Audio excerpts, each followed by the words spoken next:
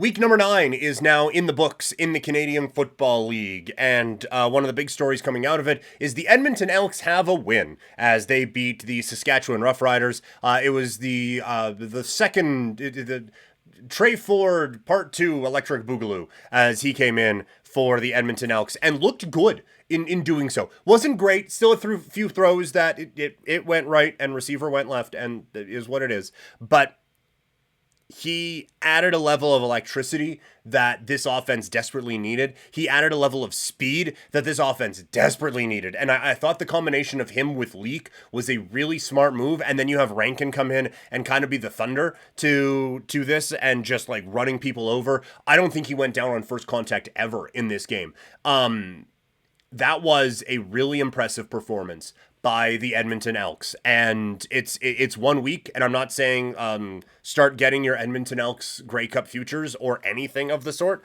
but I do think that this is the start of a team and the foundation of a team that can be really interesting, and if nothing else, a real spoiler in the West Division. I thought the offensive line was the key to this, though. I thought that they did such a great job of giving Ford A, protection, B, running lanes, along with Leak as well, and it allowed him to feel comfortable as the team's quarterback and kind of grow into that as it went on. So overall, a strong start. For Saskatchewan, I thought the defense, like, obviously you're going to be a little bit off balance given the level of athleticism you're dealing with at the quarterback position. But it kind of felt like they were just like ready to just sit back and watch and see what happens. And when you have a quarterback who is like that, and you have a defense that has been this aggressive all season long, I think Saskatchewan's defense is better when they are dictating and not read and react, like when they are rallying to the football and when they are kind of like just taking it to the other team. That's when their defense and most defenses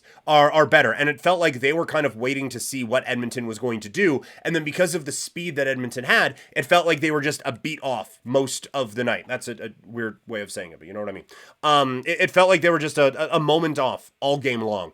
And that is something that defenses are going to have to adapt with. And that's something that Saskatchewan is going to have to get back to in this next game against a very good, pretty good Ottawa Red Blacks team. On the offensive side, Patterson, just a few too many wasted possessions with throws that just missed and just some poor decision making. When the offense really got rolling, it is a difficult offense to stop, but there was just a few times in the middle part of this game where it's just, okay, well, another 2 and out and we'll punt it away. Oh, well, another 2 and out, we'll punt it away. Just a few wasted drives. And so I think a level of consistency is needed with this offense, and I do think that will return when Trevor Harris returns coming up this week. But I think the offensive line needs to be quite a bit better. And I know they've had now 2 really bad injuries on the right side, and now the third guy has just left.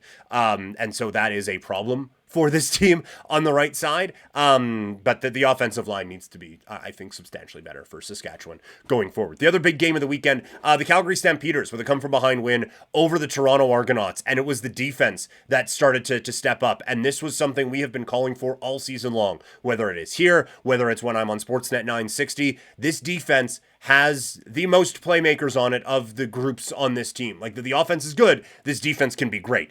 And on Sunday night at McMahon Stadium, they was great. And they need to continue that because this offense isn't good enough to make those plays. But defensively, there was a spark, and that led this entire comeback. And then Mayer, they kind of recognized, like, look, this defense is going to give us a shot. Let's just not screw it up. And they kind of almost screwed it up, but then didn't screw it up. They moved the ball really efficiently. And with no Winton McManus, the middle of the field was just wide open. And Reggie Bagleton absolutely exposed them in that way. So from a gambling perspective, watch for the availability of McManus. He went on the 6 game. That doesn't always mean 6 games, which is frustrating, and maybe change that name. But if that is an injury that continues, that is an area that I think Calgary will be able to continue to exploit. I like that they are incrementally pushing the football down the field at times. It's still maybe not what you would like it to be, but they at least have that threat that they are going to do it, and that opens things up. But the defense really stepped up. On the Toronto side, Cameron Dukes is kind of proving he isn't it. And I wanted to give him the benefit of the doubt, mainly because I don't want to see Chad Kelly again in the Canadian Football League, just given the allegations and whatnot. And obviously there was some level of guilt there if they were going to suspend him for 9 games, which, by the way, is up after this one. Cameron Dukes is a weird combination of mobile quarterback who is a okay passer who holds the ball too long. I have never seen a quarterback who is as good as running at him as he is who won't run. Like, anytime you have a quarterback who is like that, the worry is it is one read and go. And they've certainly beaten that out of this guy, because he is one read, two read, three read, four read. What about the first read, second read, third read? Okay, now I can, like he just stands there like a statue in the pocket, and it creates these issues. He has zero pocket awareness.